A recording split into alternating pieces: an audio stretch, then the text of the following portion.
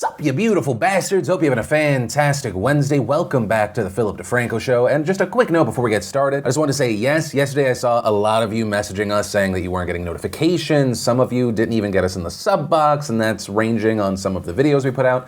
There was a show. I don't know what the issue is. We've reached out. But yeah, just remember that pretty much every day you can come back and there's going to be a new video every single weekday. Hopefully that didn't happen because of the content of that video, because that also means that today's video would get hit as well. But with that said, let's just jump into it. The first thing we're going to talk about today in super happy fun time news is anxiety and depression. And the reason we're talking about this today isn't because I'm going to bare my soul to you, bring you into my heart of hearts, and let you know the secret struggles I deal with, although we all really do have those. It's because, according to a new study from the Pew Research Center, it is a massive, massive issue with young people. Late last year, they surveyed U.S. teenagers, specifically 13 to 17-year-olds, and they asked if certain things were not a problem, a minor problem, or a major problem. And what they found was that overwhelmingly anxiety and depression was at the top, followed by bullying, drug addiction, drinking alcohol, poverty, teen pregnancy, and then gangs. So looking at this, it seems like Gen Z is just stressed the hell out. You know, that's my scientific conclusion. In this study, it was also interesting to see the difference between economic groups and gender. For example, a higher percentage of teenage girls compared to teenage boys say they plan to attend a 4-year college, never get in trouble at school, feel a lot of pressure to look good, feel tense or nervous about their day, get excited by something they study in school. And looking at that information,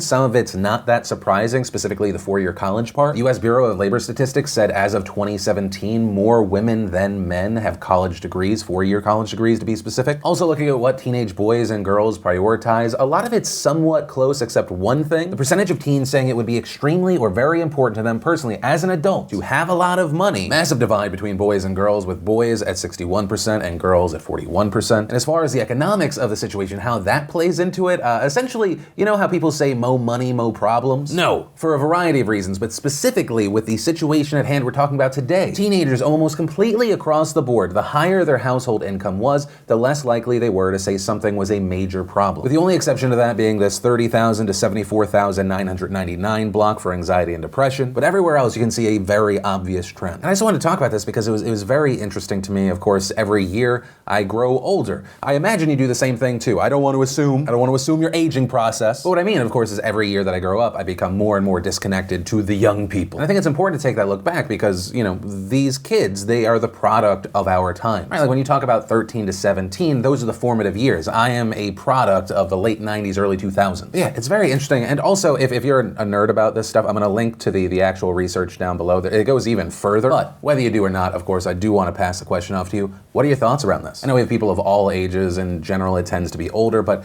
how do you relate to the questions and the reactions from this data? But from that, I want to share some stuff I love today, and today in Awesome, brought to you by Squarespace. Whether you need a domain, a website, an online store, make it with Squarespace. And you know, their templates make creating a powerful online identity so easy because they're great on their own, or you can just use them as a starting point. And it's just so easy to create a beautiful website with Squarespace's all-in-one platform. You've got nothing to install, patch, or upgrade ever. So if you want to make the smart move like Minute from the Nation already have, you can start your free trial today at squarespace.com/Phil. When you love it, make sure you enter in code Phil to get 10% off your first purchase. And the first bit of awesome today is you, not for any particular reason. Like, I'll never meet 99.9% of you, but if you're watching me, if you're bringing me into your daily life, I figure you can't be too bad. You know, I feel like we don't tell the people that affect our lives in some way that we appreciate them enough, both, you know, kind of extended, very far away like ours, or close. Maybe call your friend, your brother, your sister, your mother, your father, your whoever. After today's show, don't go messing my watch time on this video. I'm trying to feed a YouTube algorithm here. Let them know it means something. We're not here forever. There we go. I did my good today, back to being a horrible person. Then we got the official trailer for Leaving Neverland. We had the Chainsmokers giving us 10 things they can't live without. We had friend of the show and actually a former editor of the Philip DeFranco Show, Darren Von Gerdner, releasing a brand new album. If you remember Darren, go check that out. Give him some support. Show that love. We had 50 people telling us the worst thing about their state. We got the honest trailer for the Oscars. We got a new short from Disney Pixar called Kitbull. The Slow-Mo guys gave us Slow-Mo Birds. We got some binging with Babish goodness. And if you want to see the full versions of everything I just shared, the secret link of the day, really anything at all, links as always are in the description down below. And then let's talk about the current state of advertising in actually a few different ways. The first being, according to reports, the state state of digital advertising is better than ever, possibly to the detriment of traditional advertising. And we've talked about this from time to time over the past few years. Back in 2017, we saw digital advertising in the United States surpass that of TV advertising. But what we're talking about today is all traditional advertising versus digital. Right now, according to a report and projection from eMarketer, digital is going to go from 2018 $108.6 billion to in 2021 $172.3 billion, whereas traditional will go from $114.8 billion in 2018 to only $104.3 billion in 2021. And I know I say only, but if you're in the traditional space, that's incredibly concerning. If you're in the new digital space,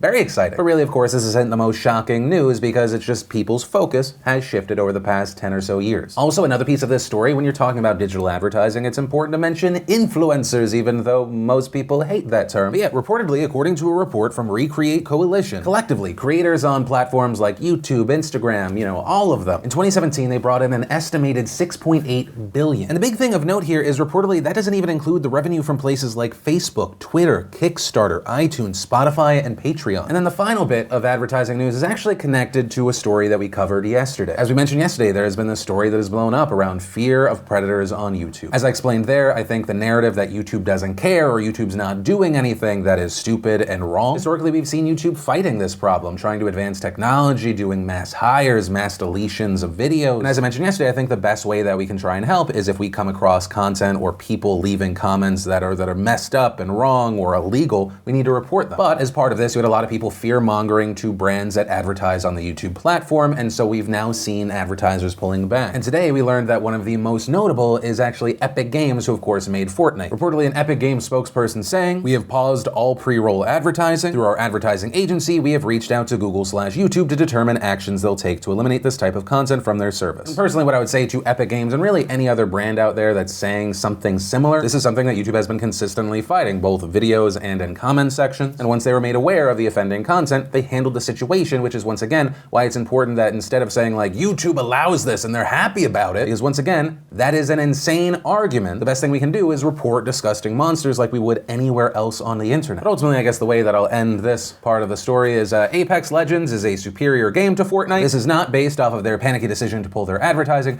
It's just my personal opinion. I actually mean that because Epic Games is by no means the only company being panicky right now. And actually, since I just mentioned YouTube there, I'll tack this story to the end of it. It appears that we are in the YouTube end of days, which is just a dramatic way to say it looks like PewDiePie is about to be passed by T-Series. As of recording this video, they are only separated by 9,600 subscribers, which I will say, once he does get passed, or if he does get passed, it really doesn't change anything. He's still the most subscribed YouTuber. It's like him versus a massive, massive company in a huge emerging market. And what we've seen over the past few months of people supporting him, I think it really speaks to just how much the community cares about the personalities behind the channels, right? The people over corporations or something they see as machine-like. You've had creators, small and large, saying, do your job, subscribe to PewDiePie. We've seen and talked about pro-PewDiePie hackers putting subscribe PewDiePie into places you wouldn't expect into the world, that then signal boosting the campaign. YouTubers like MrBeast doing stuff outside in the real world, like at the can I say that word? The big game. But it appears that the Swede has one last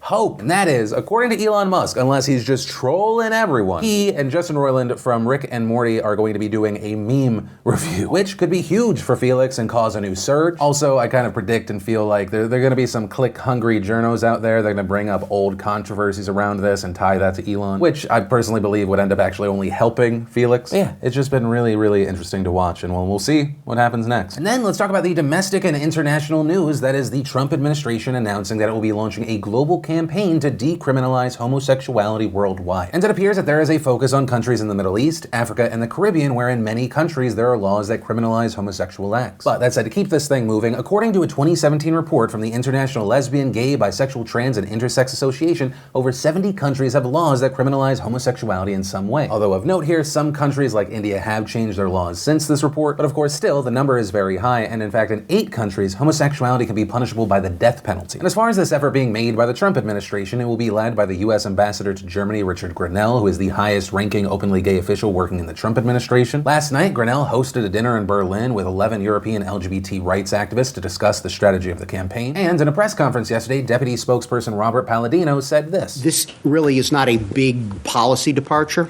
This is long-standing. Right.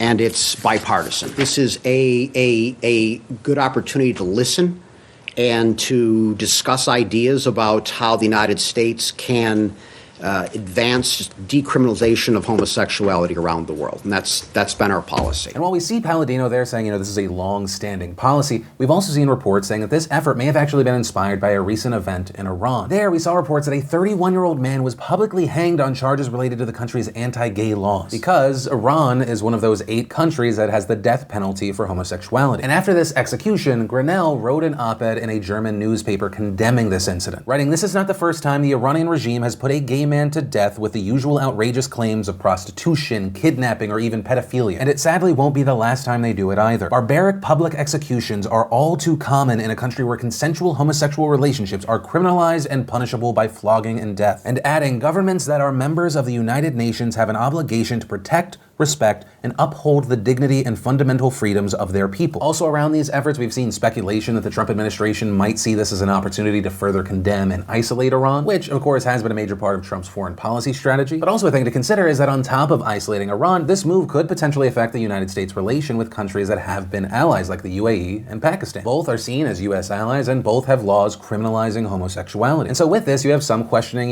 will Trump actually push forward on anything? Right, you have situations like not related to anything LGBT, but you have situations like the Khashoggi killing. Right, intelligence agencies, all this stuff pointing to MBS being behind it. Right, but instead what we hear is we have a big arms deal with them. There's a lot of money and jobs at play. Right, so you have some people questioning if there would be any actual follow through here. But specifically with the situation at hand today, we have seen some interesting reactions, especially from some organizations that have criticized this move as potentially insincere. Right, you had GLAAD tweeting, "We'd believe that the Trump administration will work to protect LGBTQ people around the world if they had not attacked LGBTQ people in the US over 90 times since taking office," which then included a link to the Trump Accountability Project, which listed dozens of the times his administration had made decisions that could hurt the LGBTQ community. And to give you kind of an idea of the specifics that they give there, they include things such as the transgender military ban, as well as the decision not to add a count for the LGBTQ population in the 2020 census. We also saw the Human Rights Campaign reacting on Twitter saying, "The Trump-Pence administration has consistently worked to undermine the fundamental equality of LGBTQ people and our families from day one," then tweeting a thread of examples where they claimed that Trump's administration had turned a blind eye to the reported violence in Chechnya and turned away members of the LGBT community seeking asylum. There was also an article in Out magazine that called this an old racist tactic, writing, "Rather than actually being about helping queer people around the world, the campaign looks more like another instance of the right using queer people as a pawn to amass power and enact its own agenda." However, some of these criticisms, of course, have been opposed, even by some members of the LGBT community itself. You had people like Dave Rubin responding to the Out article piece tweeting, "Alternative headline, Gay magazine throws gays under bus in effort to be anti-Trump." And as far as where I personally land on this issue, as far as the Trump administration or Trump himself, his intent behind this, my opinion is that as long as there is follow-through, I kind of don't even care about Trump's intent, right? If in any way this push could help the LGBTQ population of insert whatever country, great and fantastic. If we're turning a blind eye to allies or people we want to be allies, not great. Pretty shitty and pretty transparent then what the strategy was and the intent behind it. Then intent would matter. It was all a ruse. You use the LGBT community as a shield for your political agenda. But ultimately we have to see what actually happens. But I cheer on any move that actually helps equality. With that said though, I'd of course love to know your thoughts. Do you think that this is all kind of just a smoke screen and using a community as a shield to do something else with no intent to actually help? Or do you feel like this is a genuine campaign that we will hopefully see progress, positive change? And really just any and all thoughts on this, I'd love to hear from you. And that's where I'm going to end today's show. And remember, if you like this video, you like our dives into the news, let us know. Hit that like button. Also, if you're new here, you want more, be sure to subscribe, maybe ring that bell to turn on notifications. They work sometimes. Honestly, at this point, it's usually just a better bet to follow me on Twitter @PhillyD and turn on notifications there. Also over there, I sometimes say things that are, somewhat enjoyable and not completely stupid. Also, if you did happen to miss yesterday's Philip DeFranco show, the last extra morning news deep dive, you want to catch up, just click or tap right there to watch those. But with that said, of course, as always, my name's Philip DeFranco. You've just been filled in. I love yo faces, and I'll see you tomorrow. Twice. You're welcome.